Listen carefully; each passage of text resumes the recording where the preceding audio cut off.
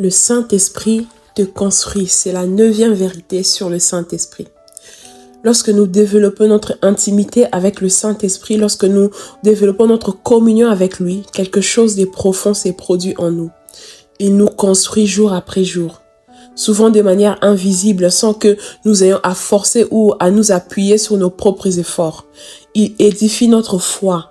Il nous rend stables, solides et fermement attachés à Jésus-Christ. Il travaille dans les profondeurs de notre être, transformant notre cœur, notre caractère et notre manière de penser.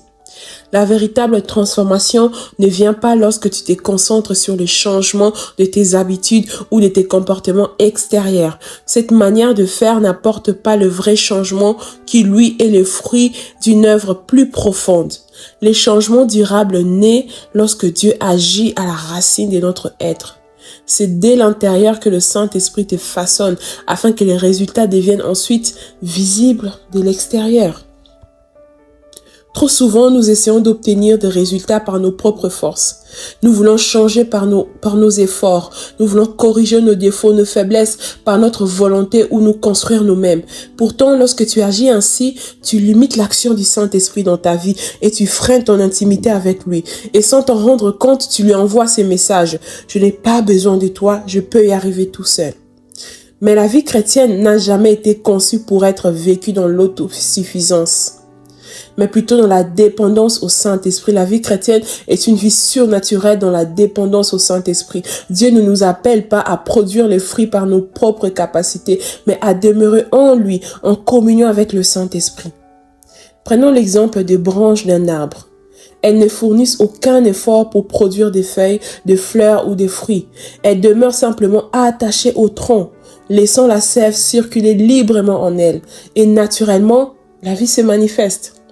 Il en est de même pour nous. Notre responsabilité première n'est pas de produire des résultats, mais de demeurer dans une communion constante avec le Saint-Esprit. Lorsque tu restes connecté à lui, sa vie coule en toi et les fruits apparaissent progressivement. Tu es alors construit, édifié intérieurement. Ton être intérieur est solidement fondé. C'est pourquoi tu dois apprendre à t'abandonner à son œuvre. Laisse-le t'enseigner, te corriger, te fortifier, te transformer selon son plan parfait. Plus tu lui fais confiance, plus tu lui donnes la liberté d'agir profondément dans ta vie. Et notre seule responsabilité, ta seule responsabilité, c'est de persévérer dans la communion avec lui et de demeurer fermement établi dans sa parole jour après jour. Les fruits finissent inévitablement par apparaître. C'est comme la croissance d'un arbre. Le processus peut sembler lent, mais il est constant et certain. Amen. Jésus exprime parfaitement cette idée dans Jean 15, 4 à 5. Il dit « Demeurez en moi, et moi je demeurerai en vous. Un sarment ne saurait porter du fruit tout seul, sans demeurer attaché au cep. Il en est de même pour vous. Si vous ne demeurez pas en moi, vous ne pouvez pas porter de fruit. Je suis les cèpes de la vigne, vous êtes les sarments. Celui qui demeure en moi et en qui je demeure portera du fruit en abondance, car sans moi, vous ne pouvez rien faire. » Notre croissance spirituelle ne dépend pas de nos efforts humains, mais de notre communion avec le Saint-Esprit. Plus nous demeurons en lui, plus il nous transforme à l'image de Christ et plus sa vie devient visible à travers nous. Amen. Prie avec moi.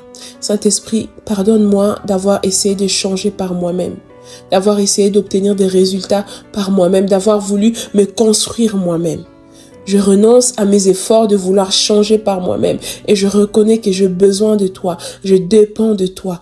Aujourd'hui, je t'ouvre mon cœur, Saint-Esprit, et je lâche prise, je m'abandonne à ton œuvre en moi. Je prie pour toi. Saint-Esprit, alors que ton enfant prend l'engagement de rester établi sur ta parole et de demeurer en communion avec toi, j'ai pris que ton œuvre s'intensifie en lui. J'ai pris que le Saint-Esprit vienne bâtir ton esprit, ton être intérieur, te construire profondément à la ressemblance de Christ. Oui, Saint-Esprit, que ta présence de transformation, que ton onction qui transforme vienne produire dans la vie de ton enfant ce qu'il ne peut pas faire de lui-même, ce qu'il ne peut pas produire de lui-même. Oui, Saint-Esprit, j'ai pris que tu puisses rendre ton enfant inébranlable, solide, comme cette cette maison qui est construite sur les rocs. Je prie que tu demeures attaché à Christ malgré la pluie, malgré les vents et malgré les tempêtes. Alors que tu t'abandonnes complètement au Saint-Esprit, je prie que sa vie agisse en toi. Amen.